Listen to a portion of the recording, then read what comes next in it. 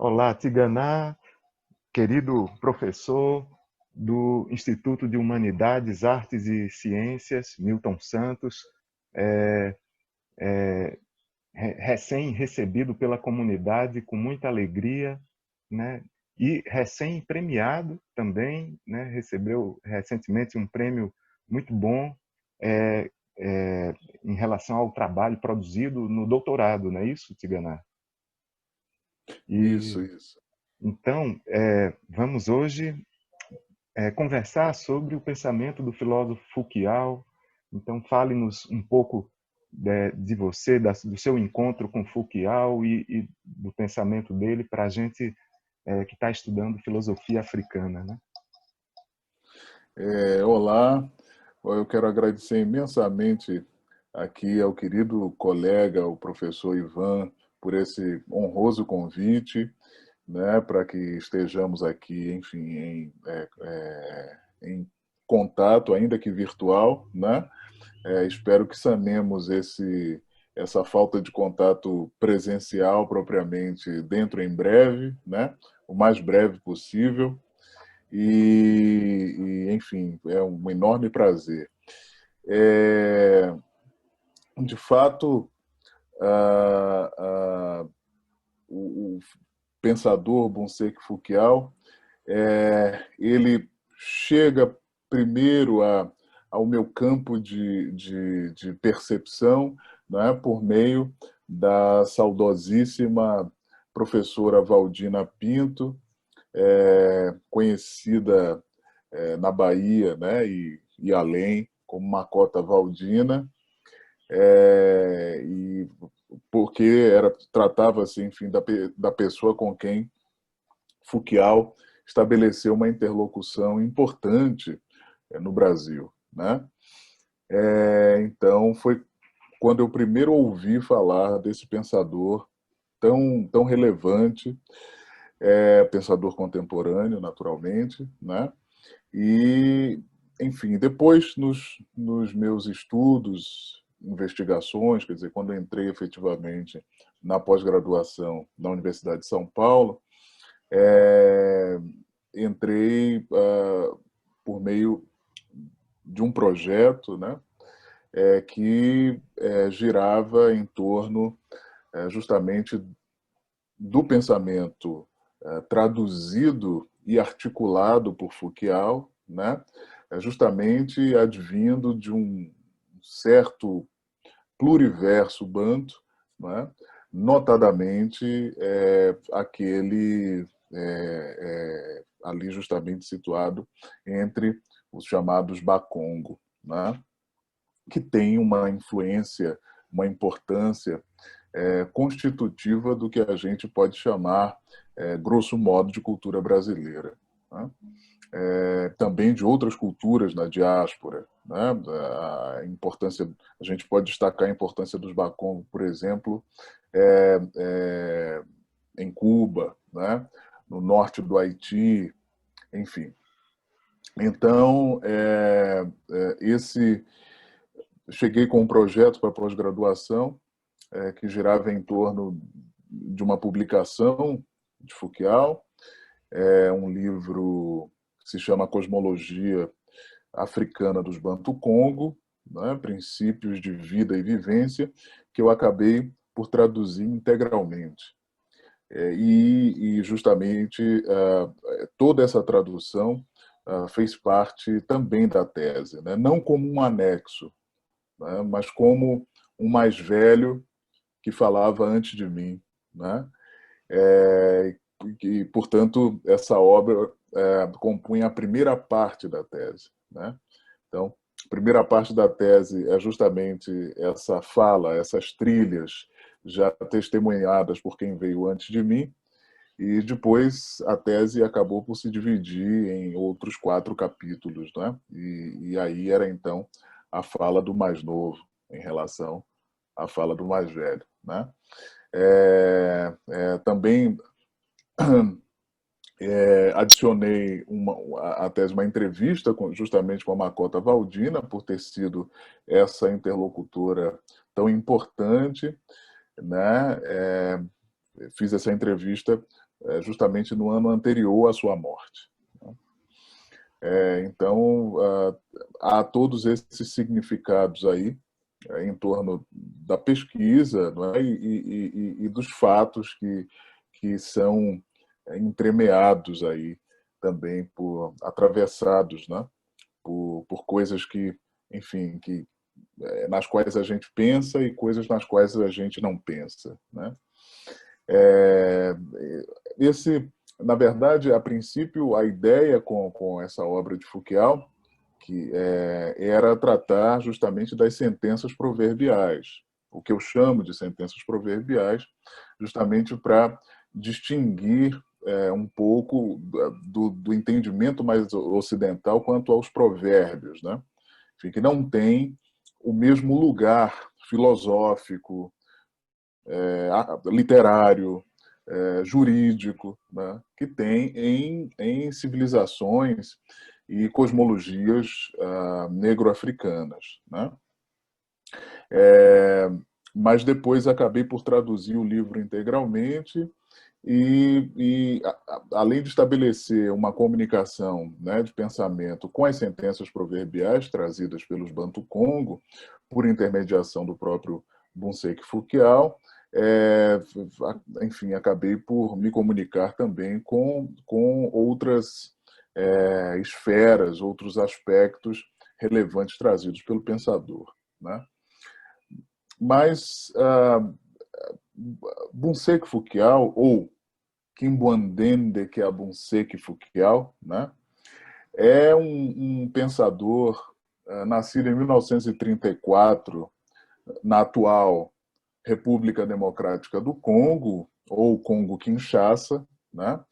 Ele nasceu na região de Manianga, Baixo Congo, e iniciou-se em 3 escolas de pensamento importantes, né, no Congo e dentro do pluriverso banto. Apenas um adendo, né?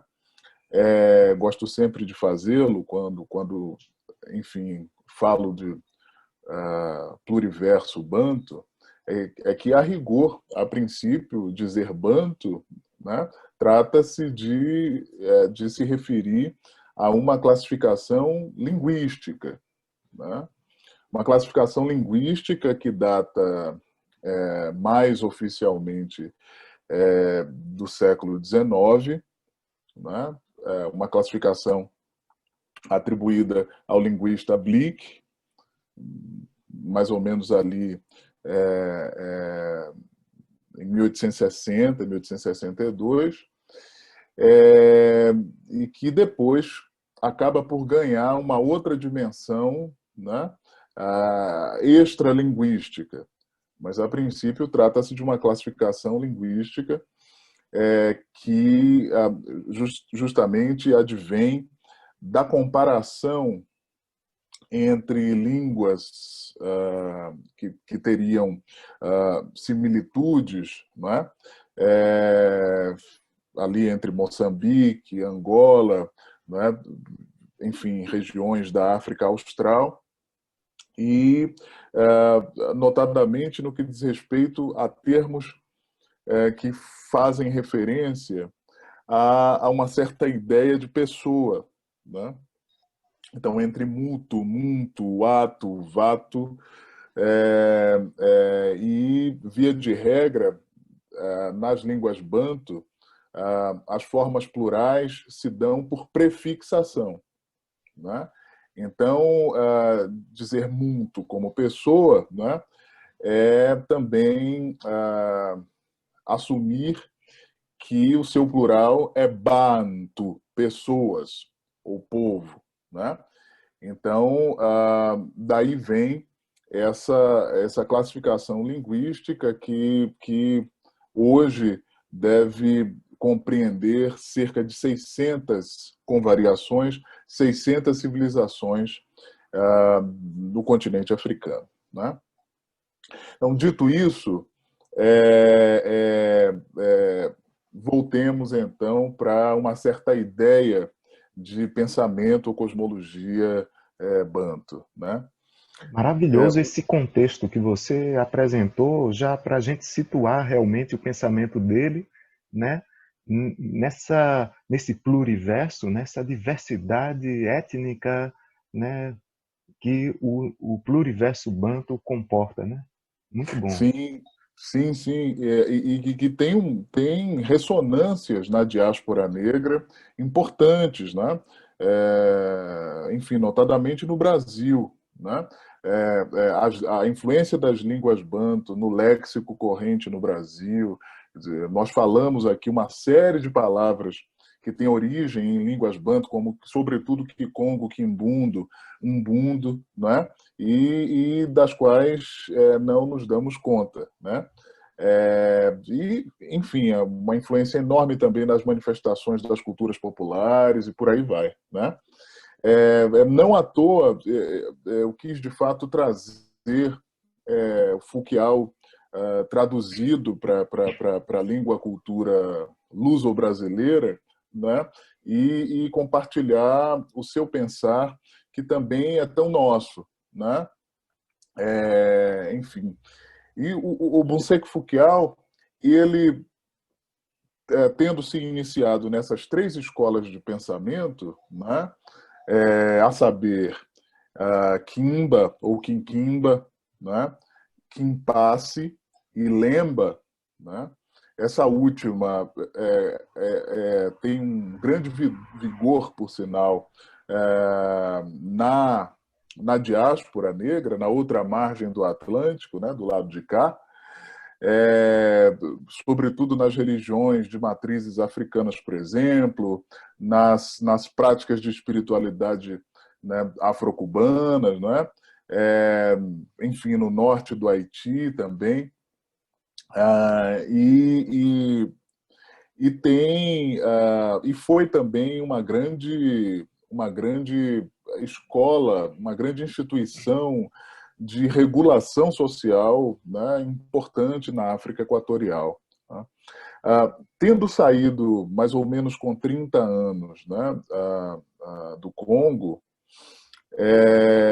depois de outras experiências, mais tarde, o Bonsek Foucault chega aos Estados Unidos da América,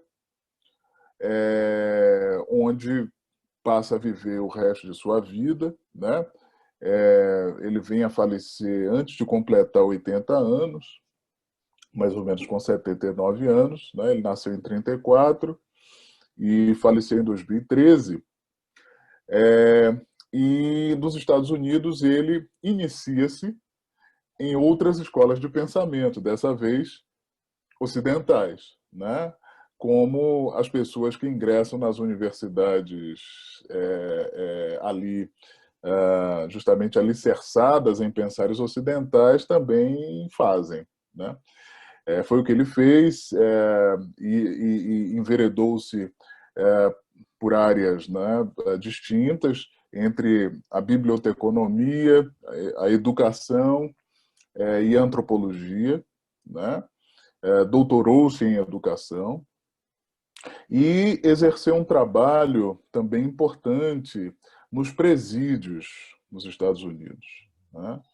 Levando justamente aspectos importantes dos pensares Bantu-Congo a pessoas encarceradas, né? Ideia de pessoa, ideia de liberdade, né? Enfim, uma certa ética dos Bakongo, e foi o que ele fez.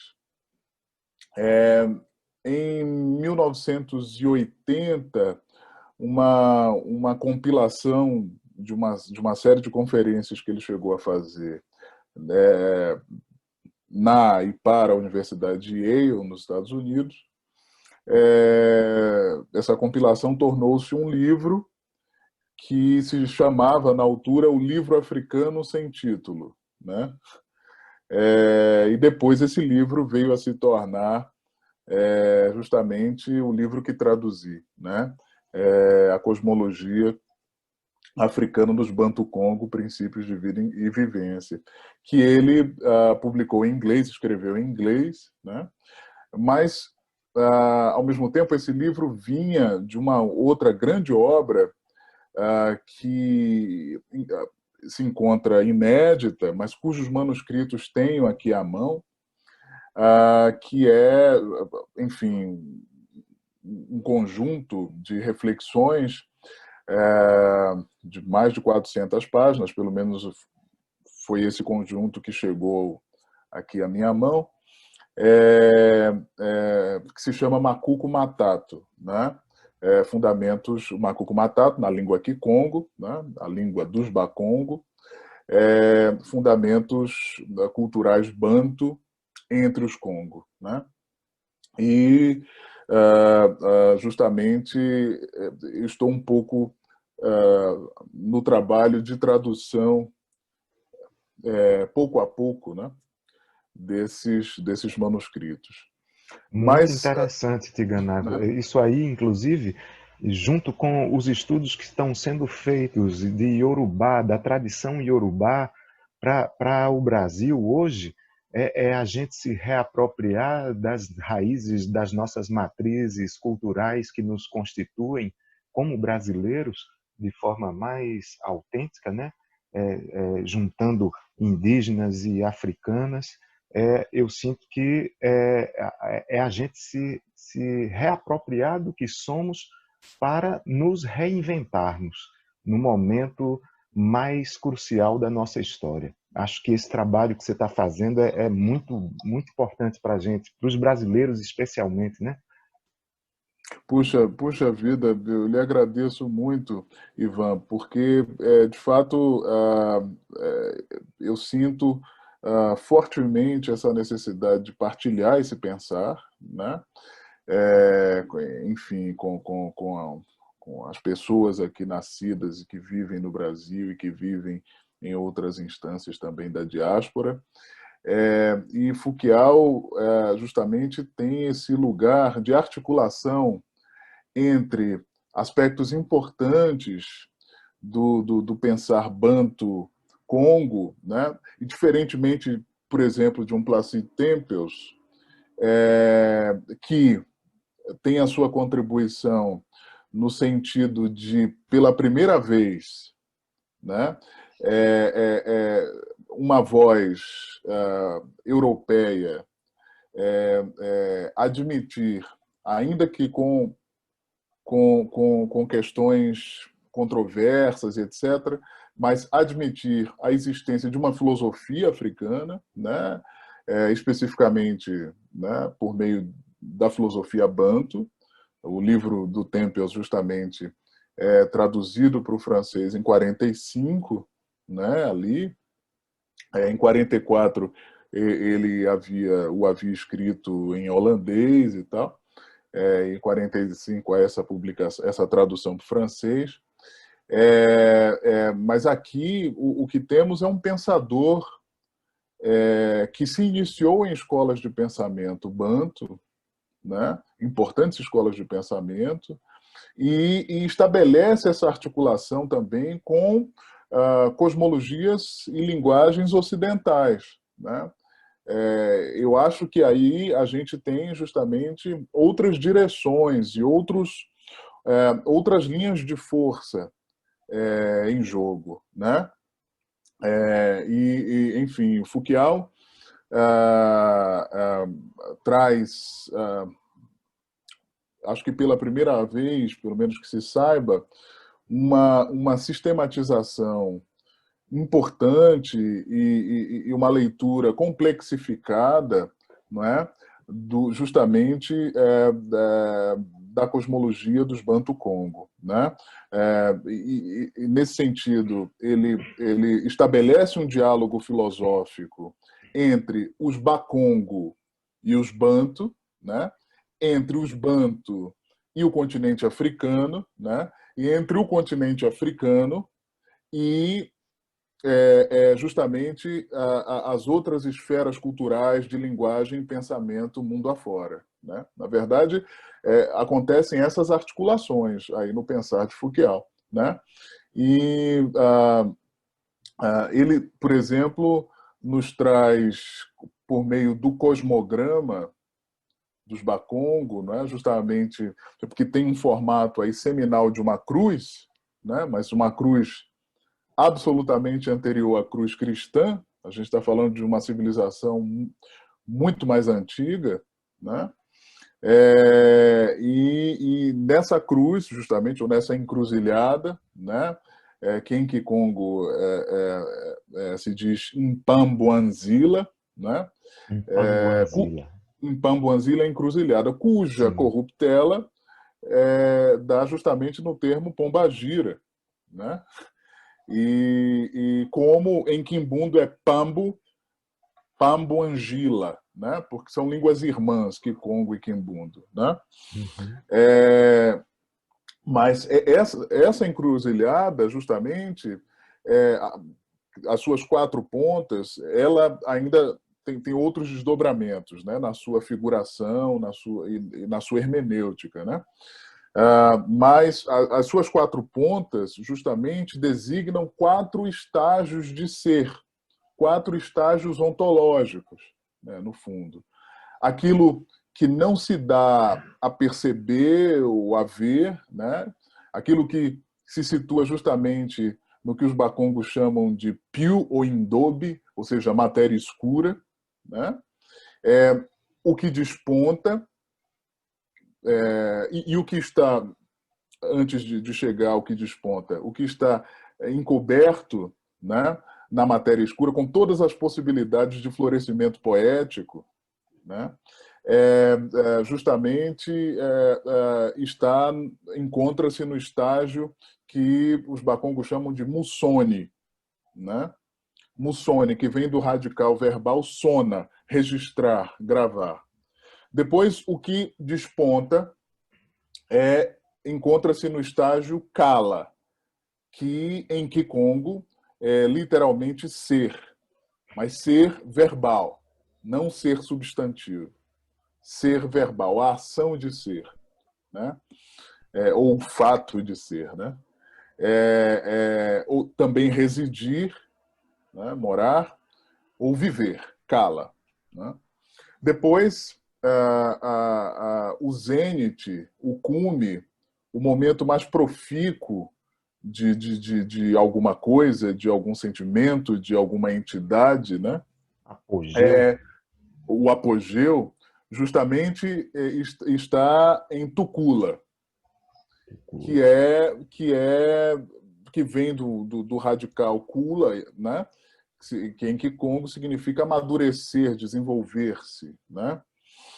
E por fim, o ocaso, o pôr do sol, o crepúsculo das coisas, né? Que se dá justamente em Luvemba, que vem do radical vemba, radical verbal vemba, que designa justamente a grisalhar-se, né? Tornar-se grisalho. Para que depois, de modo ciclotímico, né, se entre de novo no que não se dá a ver, a perceber, no que é intangível, para depois despontar, justamente como o grande ciclo solar, né? Sim.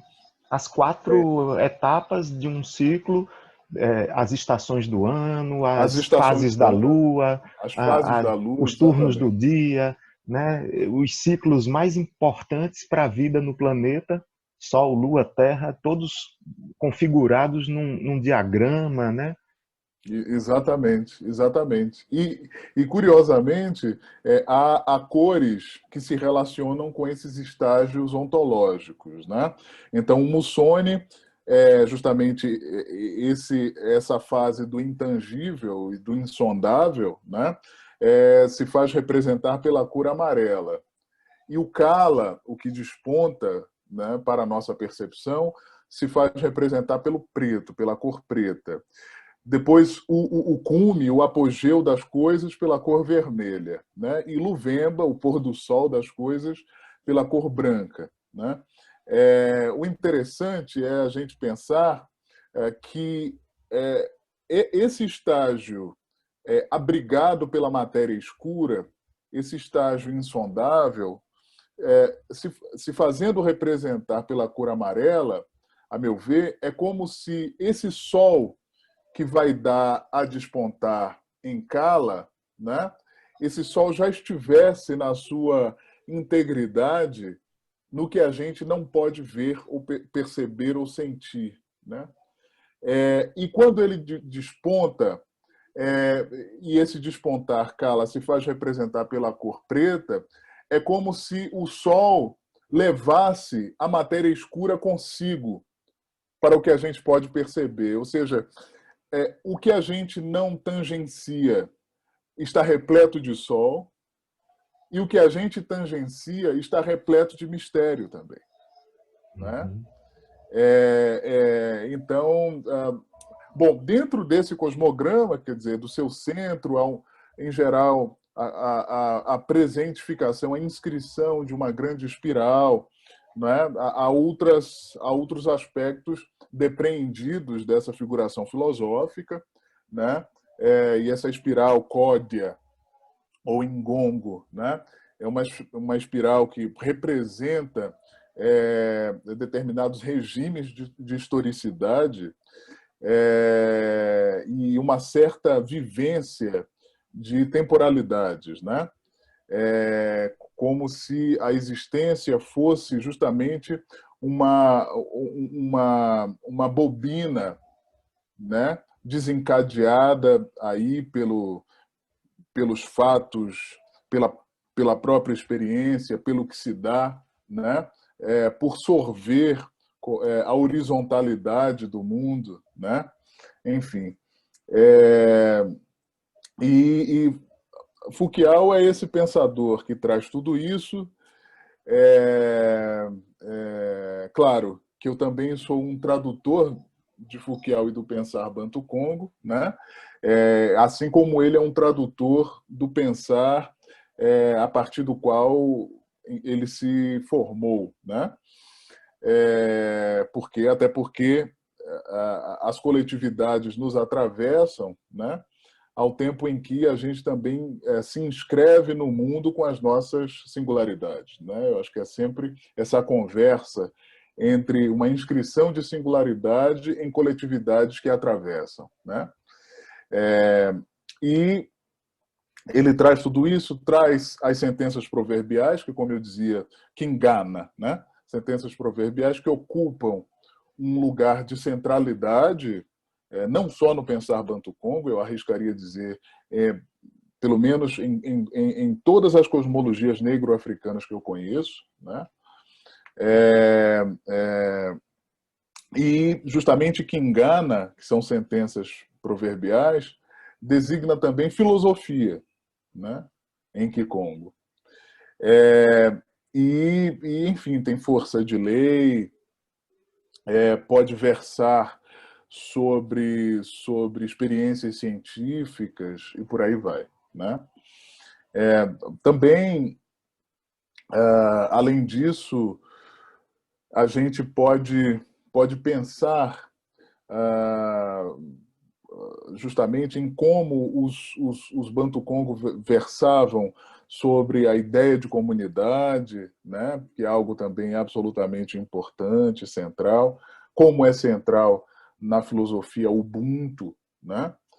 Trazida fortemente pelo Mogobe Ramose, né?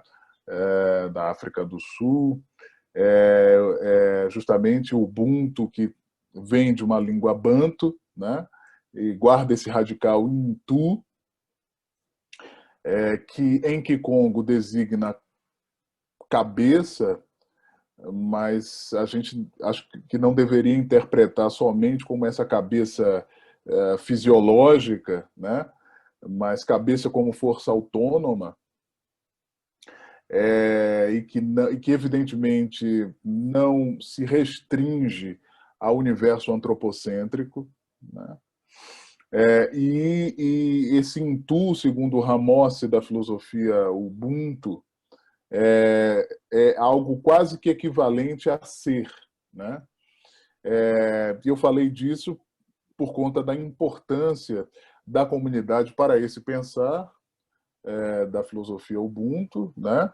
E que a um só tempo reúne epistemologia, ética e ontologia, né?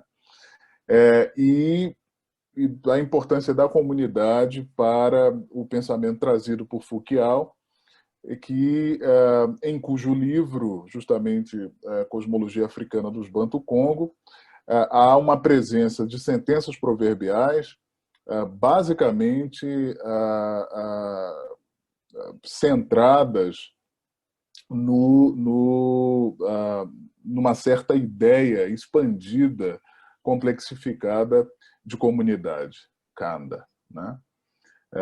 Enfim, Sentidos a gente pode falar sobre... compartilhados. Sim.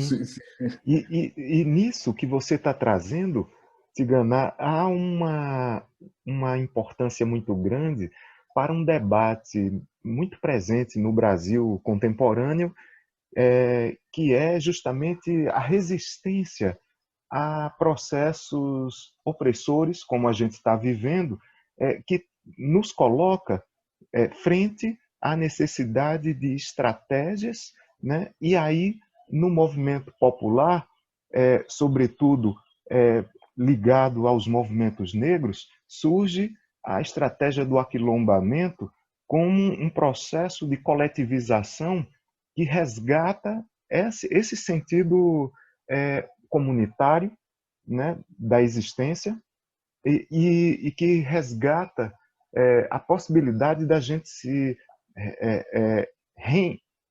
reenraizar novamente,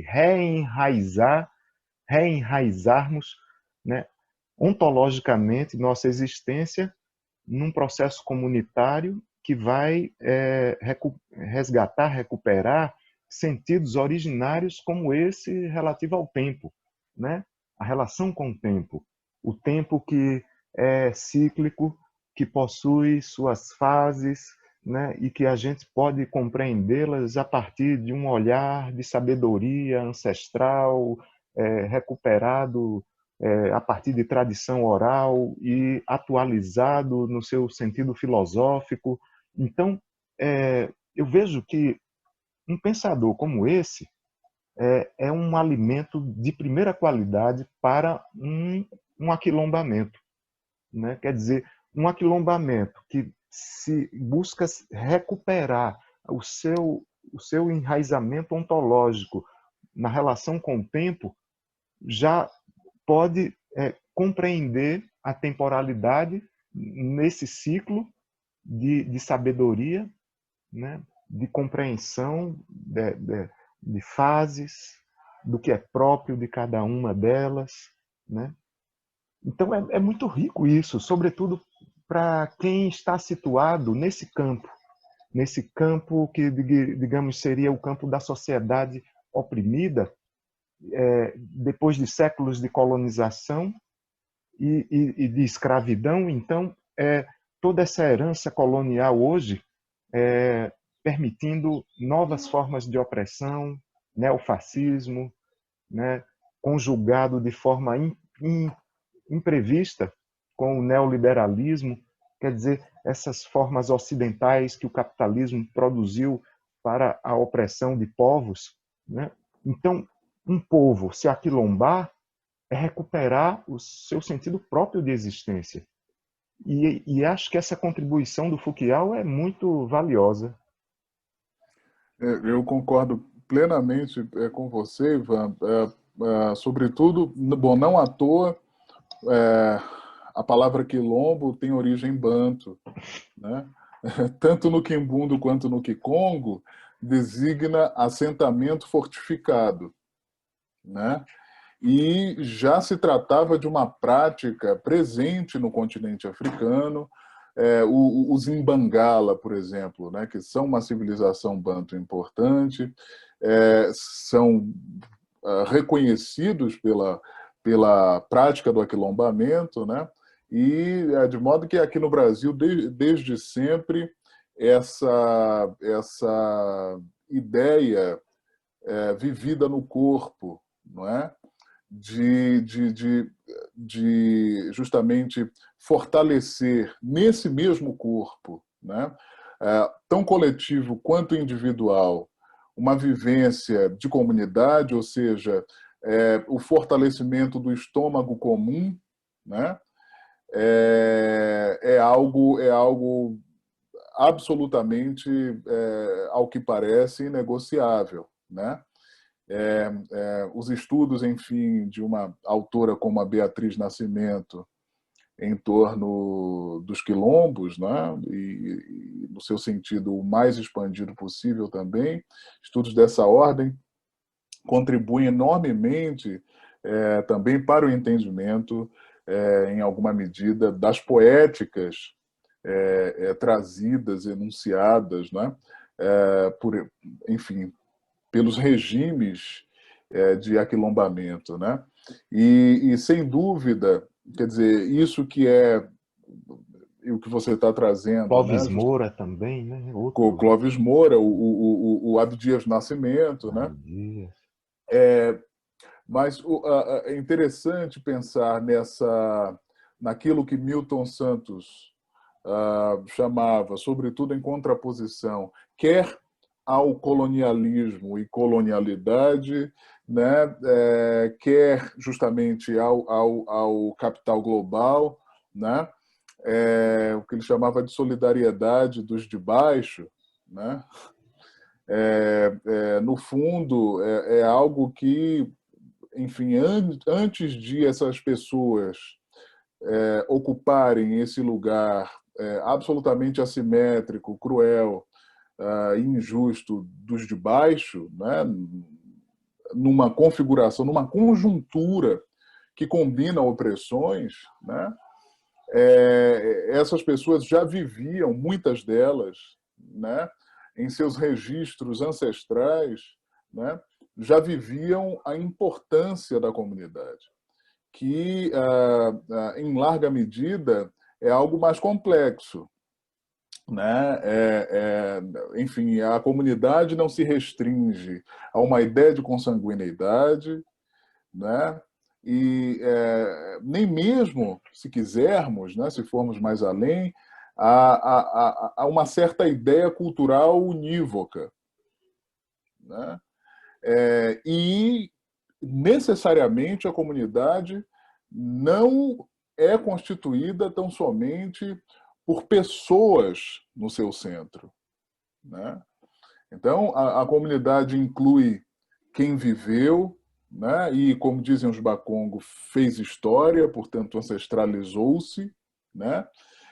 Mas também inclui montanhas que testemunharam uma série de acontecimentos fundamentais, né? Num determinado território que eventualmente ocupado por um grupo de pessoas, né? A terra necessariamente, né?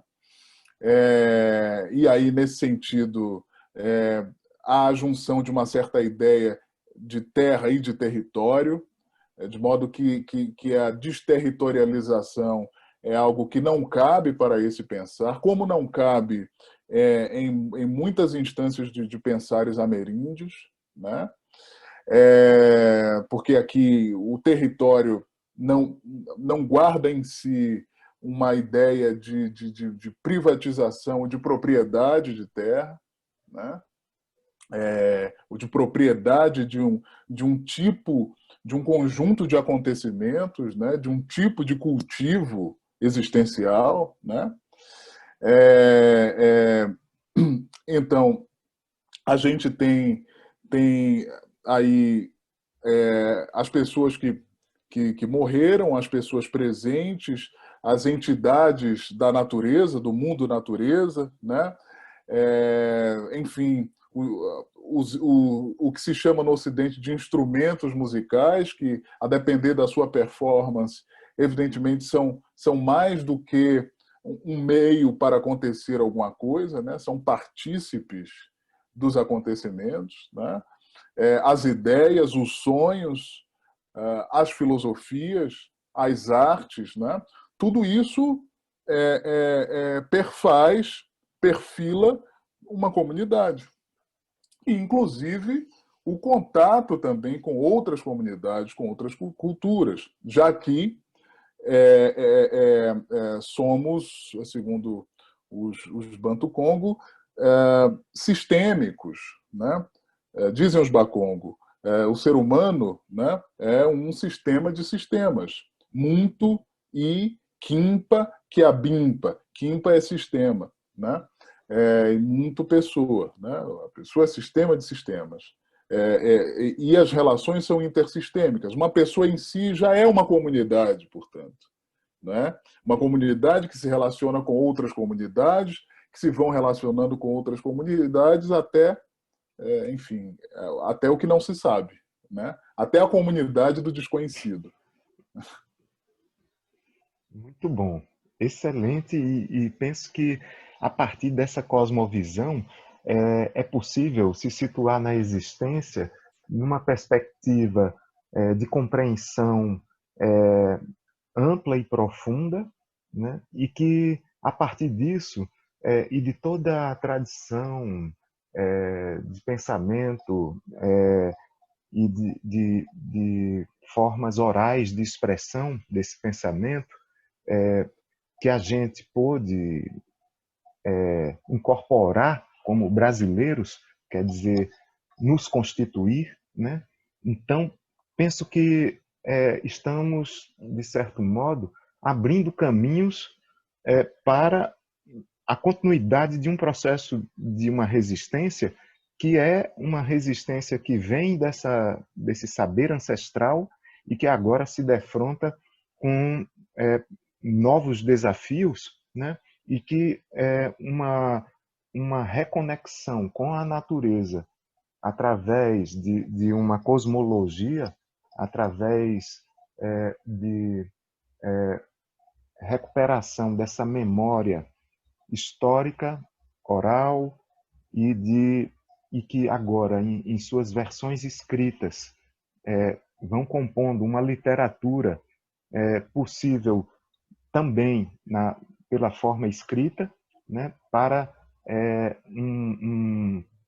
a constituição de um campo de referências, né, que, por exemplo, os colegas nossos, Eduardo Oliveira e Henrique Freitas, né, Eduardo da FACED, Henrique do Instituto de Letras, no encontro que eu organizei ano passado, simpósio de filosofia e literatura, a mesa deles tratou de uma perspectiva que eles estão chamando iorubanto, né?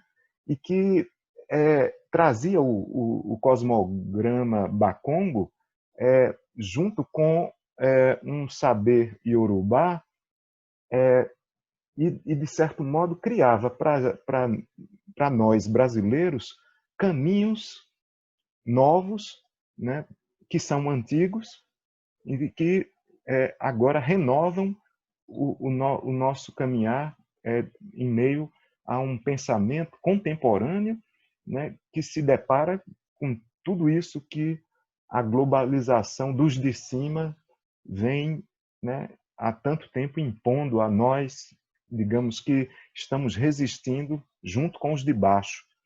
Até porque, como professor universitário, eu não me situaria entre os de baixo propriamente, porque um professor universitário, em geral, já tende a ficar entre os 10% que ganham mais da população, mas mesmo assim, toda a nossa história, a nossa solidariedade está situada entre os de baixo. E esses de baixo que nós constituímos como resistência a essa globalização dos de cima, precisa justamente compreender, né, esse enraizamento no tempo como um projeto histórico, né? Qual o nosso projeto histórico que se lança para além da resistência? Quer dizer, a resistência é a resistência que mantém, que sustenta um projeto histórico e esse projeto histórico se projeta a partir de referências ancestrais, né? Sem dúvida, Ivan, sem dúvida. E tudo dentro desse universo de pensamento de fato, pautado em uma experiência complexificada e múltipla de temporalidades. Né? Nesse sentido, tempo passa a ser lugar mesmo de acontecimento, né? Passa a ser justamente solo firme por meio do qual tudo pode se dar, né? Então, é interessante a gente pensar nesse tempo espiralizado que é retomado no Brasil a partir do pensamento, por exemplo, de Leda Maria Martins em torno do tempo espiralar, né? Mas que é algo absolutamente marcante entre os Banto e entre os Banto-Congo, né? Como um entendimento mesmo de justamente experiência de historicidade, como algo que, enfim, e a nossa experiência de historicidade, a nossa experiência de viver propriamente, né? Porque aqui eu substituiria a ideia de ser pela de viver, efetivamente, e essa experiência de viver é uma experiência que repete o irrepetido, né? Repete o irrepetido e que dança, ou seja, cuja coreografia justamente serpenteia uma ideia de origem que é sempre mistério, né? O centro dessa espiral, bom, está sempre ali, né? E a espiral se desenrola em torno desse centro, mas esse centro é tão evidente quanto misterioso. Não se sabe o que é propriamente, né? E muito provavelmente aqui temos uma ideia de origem em relação, né? E não uma ideia unitária de uma coisa que era isso e depois virou aquilo, né? Se como a gente tem uma experiência de singularidade em relação com o coletivo, a gente tem também nesse sentido. E tem necessariamente uma vivência de justamente relação estabelecida entre temporalidades, né? E a ancestralidade está aí justamente para ratificar essa relação entre temporalidades. Isto há algo que é cultivado desde muito tempo, né?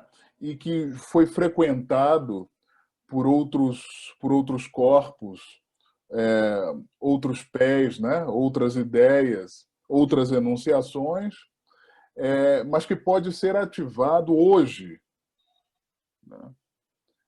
De outro modo, dentro de uma outra conjuntura histórica, temporal, física, né? Então, não é a mesma coisa, né? Mas de algum modo também, além de ser um contínuo, justamente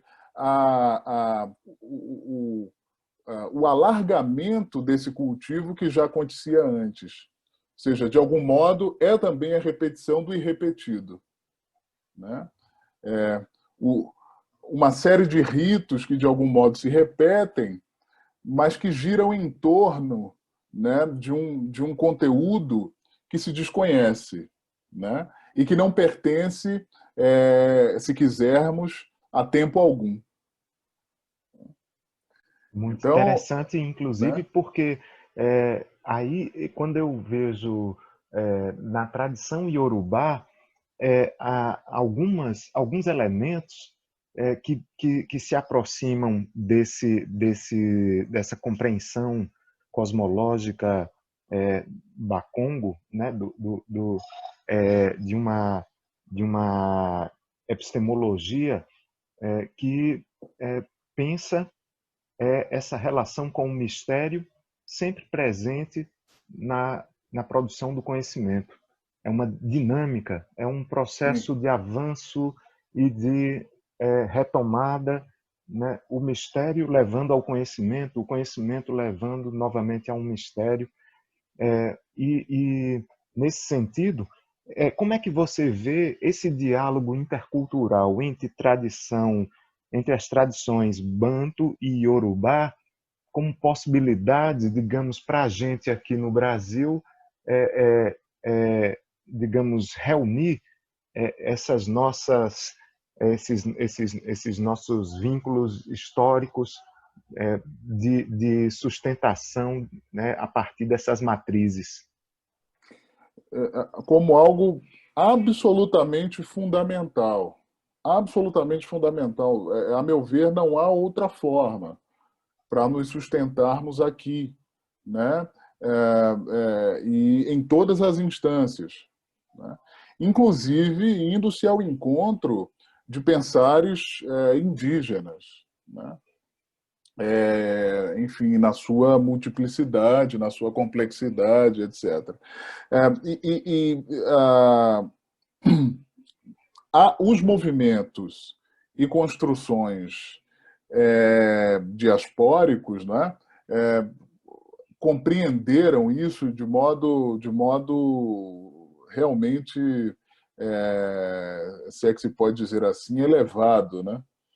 Porque é o que acontece nos terreiros de candomblé e outras manifestações, né, de práticas de espiritualidades afro-brasileiras, né?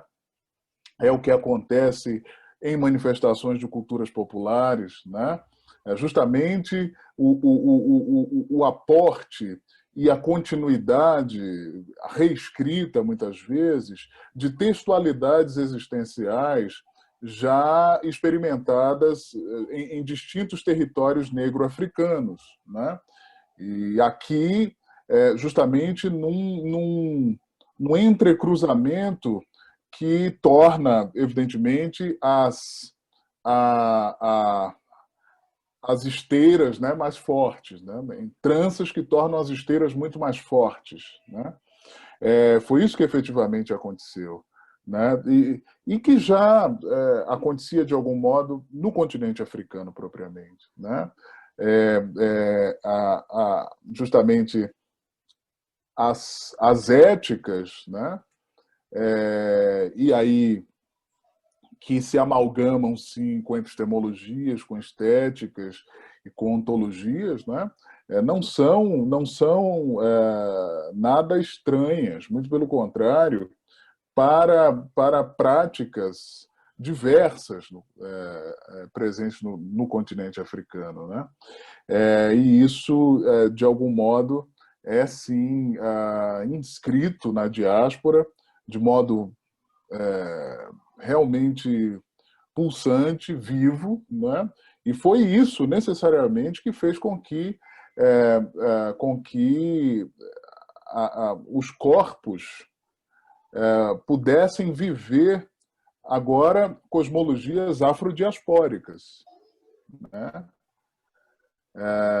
Essas que não são as vividas no continente africano, mas tem uma relação matricial também com o continente africano e com outras matrizes que se constroem no Atlântico, não é? Nas terras indígenas, não é? E naquilo que é a combinação e a proposta de uma outra coisa que ainda não havia sido feita, ainda não havia sido proposta, ainda não havia sido ocupada, né? Interessante isso, E Tiganá, só se porque dá desse modo, né? Só se dá nesse encontro. isso me faz lembrar os estudos de pensamento oriental, quando eu vi o desenvolvimento hindu do budismo, que chega na China depois, encontra o desenvolvimento do taoísmo, e nessa fusão, né, que a partir de certo momento começa a se chamar o Shan, né? Quando o monge japonês vai para a China e conhece o Chan e leva para o Japão, aí surge o Zen, né? Quer dizer, o Zen já é um fruto do budismo com o taoísmo, né? Então, é como se o pensamento banto e o pensamento iorubá tivesse dado origem no Brasil a esse Zen que seria, digamos, fusão, né, do Yorubá com o Banto, né? Tal como o Zen fundiu Buda com Tao, né? Uma É coisa mais verdade. ou menos semelhante. São processos históricos, culturais, interculturais, né? E de longo desenvolvimento, de séculos, né? Então, toda a história de reunião de africanos, bantos e iorubás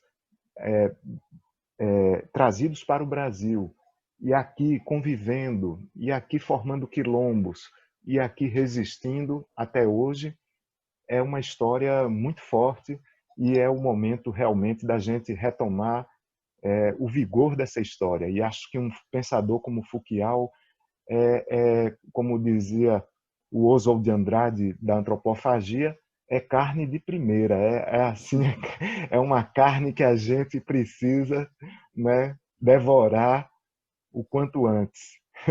Sim, sem Será um dúvida, sem prazer dúvida. ler, inclusive, sua tradução, né? Ela já está disponível de alguma forma para a gente já também poder compartilhar com os estudantes.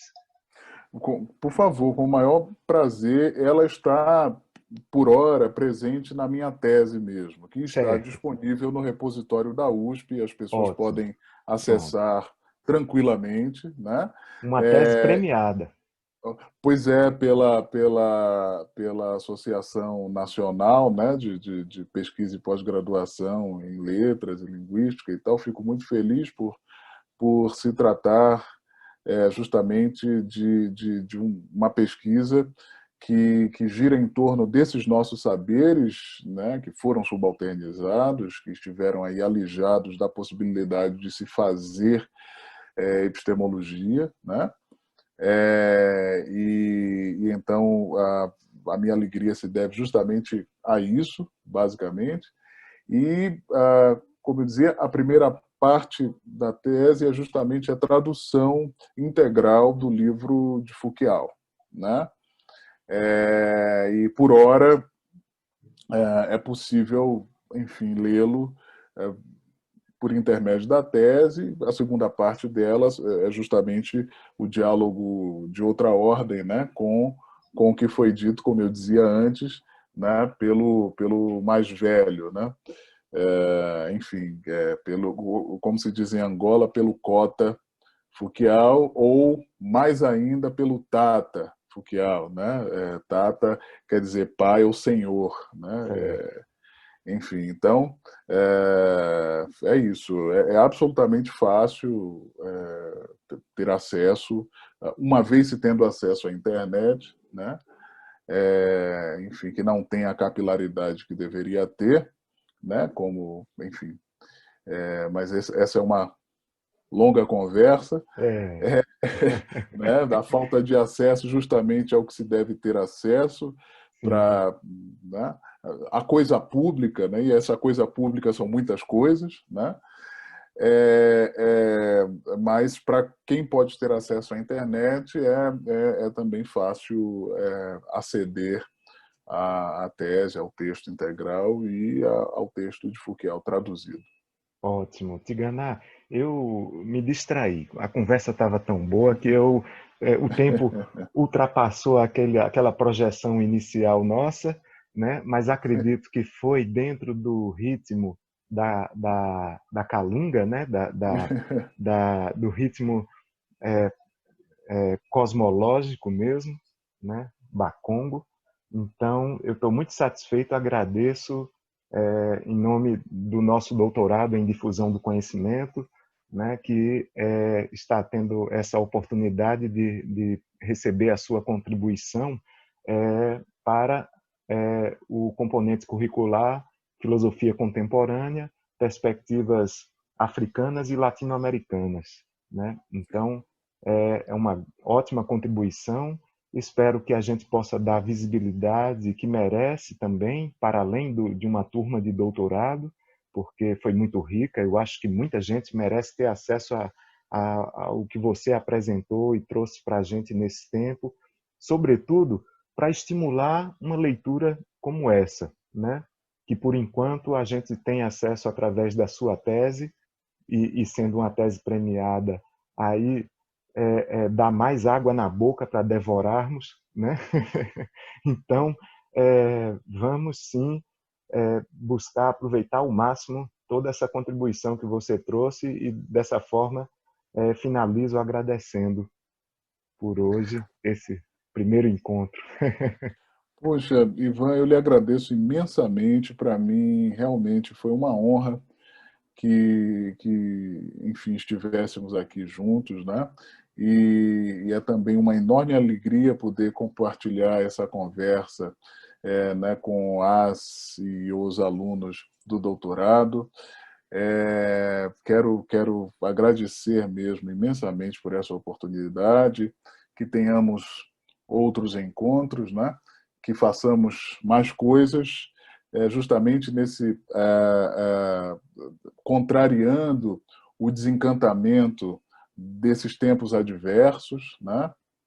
E é isso, estou à total disposição para trocar mais ideias, não é? Para que construamos outros lugares e possibilidades de pensamento conjunto. Muitíssimo obrigado e sigamos. Sigamos. Então, muito obrigado.